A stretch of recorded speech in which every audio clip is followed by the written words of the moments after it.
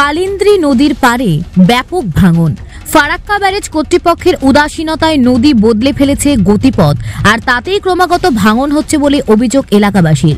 মালদার মানিকচক ব্লকের নূরপুর ব্যারেজের কালিন্দ্রী নদীর পারে এই ভাঙনের বিঘের পর বিঘে ফসলি জমি নদীগর্ভে তলিয়েছে।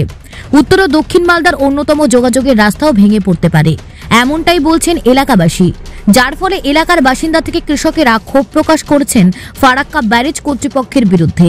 আর এমন পরিস্থিতিতে শুরু হয়েছে রাজনৈতিক তরজাও। কেন্দ্রীয় সরকারের ফারাক্কা ব্যারেজ কর্তৃপক্ষের অধীনে রয়েছে নূরপুরের ব্যারেজ।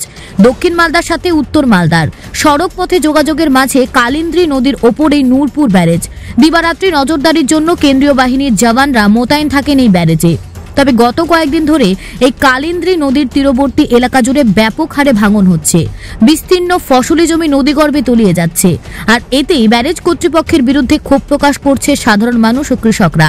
জল আটকানোর জন্য এই নূরপুর ব্যারেজের 5টি লক গেট থাকলেও বর্তমানে একাধিক লক গেট অকেজো হয়ে পড়েছে। পলি ও বালি মাটি লক গেটে জমা হয়ে গেট বন্ধ হয়ে গেছে, ফলে গত 2 বছর ধরে নদী নিজের গতিপথ বদলে ফেলেছে। আর এই কালিন্দ্রী নদীর গতিপথ বদল হবার কারণে ভাঙন হচ্ছে। বিস্তীর্ণ এলাকা নদীর পাড়ে ভাঙন হয়েছে। গত কয়েকদিনের ভাঙনে বহু বিঘা ফসলি জমি তলিয়ে গেছে। এভাবে ভাঙন চলতে থাকলে বিপন্ন হবে রাজ্য সড়ক, বিচ্ছিন্ন হয়ে যাবে যোগাযোগ ব্যবস্থা বলে মনে করছেন এলাকাবাসী। এই বিষয়ে স্থানীয় বাসিন্দাদের অভিযোগ। ভাঙনের পরিস্থিতি এই যে, আসল কথাটা হলো এখানে নূরপুর ব্যারেজ যেটা আছে, এখানে ছোটা গেট আছে। ছোটা গেটের মধ্যে 4টায় গেট অলরেডি সিমেন্ট বালু দিয়ে মানে জাম করে দিয়েছে, কি পানি পরিবেশ করতে পারছে না, গেট খুলছেও না বসছেও না। তার জন্যে এখানে পানি জাম হয়ে ডান দিকে উল্টো দিকে মানে ক্ষতিগ্রস্তগুলো নোকসান হচ্ছে। এমন ভাবে হতে পারে কালকে কি হতে রাজ্য সড়ক যেটা চাঁচল থেকে মালদা যায়, সে সড়কের উপরে ডিফেক্ট আসতে পারে। এই সড়কটা যে রাজ্য সড়কটা যদি কেটে তাহলে গ্রামে পুরো নদী হতে পারে। এমন যে আজকে গোপালপুর আর ভূতনি শুনছি, সেটা নূরপুরে হতে পারে। তার জন্য বলছি এখানে কেন্দ্র সরকার থাকুক তাও আর রাজ্য সরকার থাকুক তাও নূরপুর ব্রিজটার দিকে একটু দেখুন, দেখে কীরকম কী হয়, কীরকম বাঁচাতে হয়। সমাজে তো সবাই থাকতে তো হবে। আজকে যদি এর রাজ্য সড়কটা কেটে যায়, চাঁচল আর মালদা যাওয়াটা খুব আমাদের জন্য খুব ভয়াবহ হয়ে যাবে। এটা হচ্ছে যে নূরপুরে যে কালিন্দ্রী ব্রিজটা আছে, এই কালিন্দ্রী ব্রিজ মেন যেটা ব্রিজ যেটা দিয়ে প্রবাহিত হতো, মেন যে রোড আছে মালদা থেকে চাঁচল যাওয়ার পথে, সেটা প্রায় 1 কিলোমিটার দূরে ছিল। দূর থেকে জলটা প্রবাহিত হতো। কিন্তু বর্তমানে এখন যে পরিস্থিতিটা হয়েছে, মেন যে রোড আছে মালদা থেকে চাঁচল যাওয়ার পথে, এখন রোডের কাছাকাছি প্রায় মাত্র 50 মিটার দূরের কাছে নদীটা এসে পড়েছে।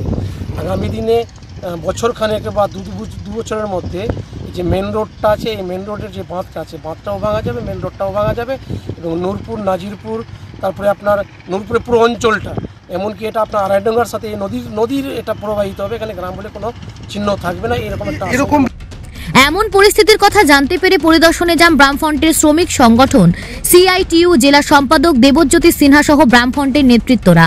তিনি জানান, কালিন্দ্রী নদী নূরপুর ব্যারেজে হচ্ছে যে প্রবাহিত হয়েছে।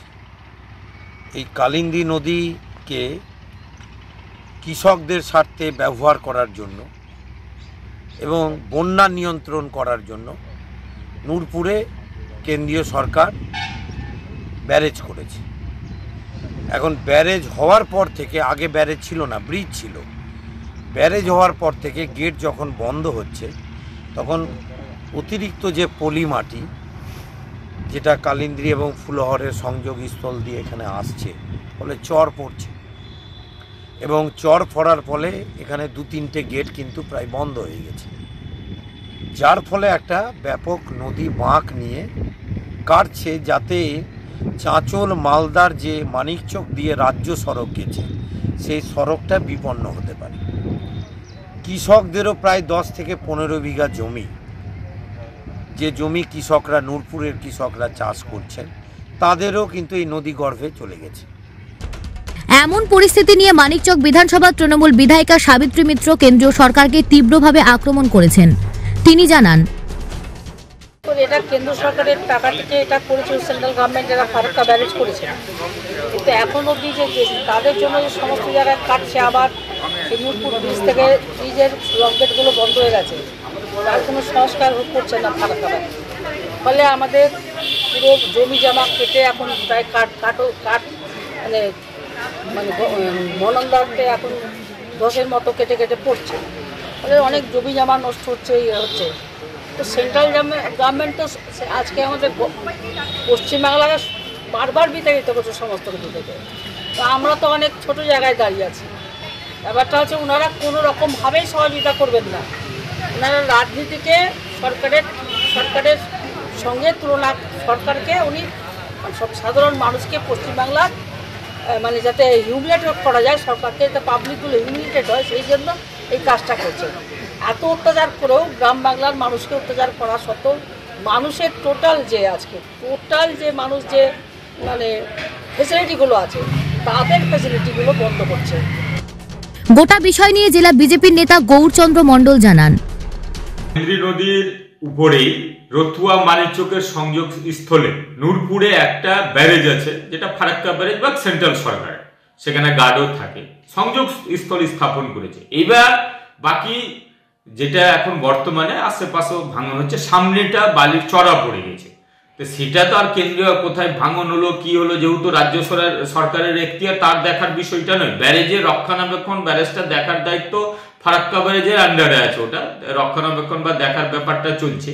তো অনেকেই অনেক কথাই বলে, তখন কেন্দ্রীয় সরকারের টাকাই রাজ্য সরকার চলে, সে তার সুদের টাকা হোক, বিভিন্ন প্রকল্পের টাকা হোক, তার টাকা এদিক ওদিক খরচা করে সেখানে লুটরাজ চালায়, বিভিন্ন জায়গায় আত্মসাৎ করা হয়।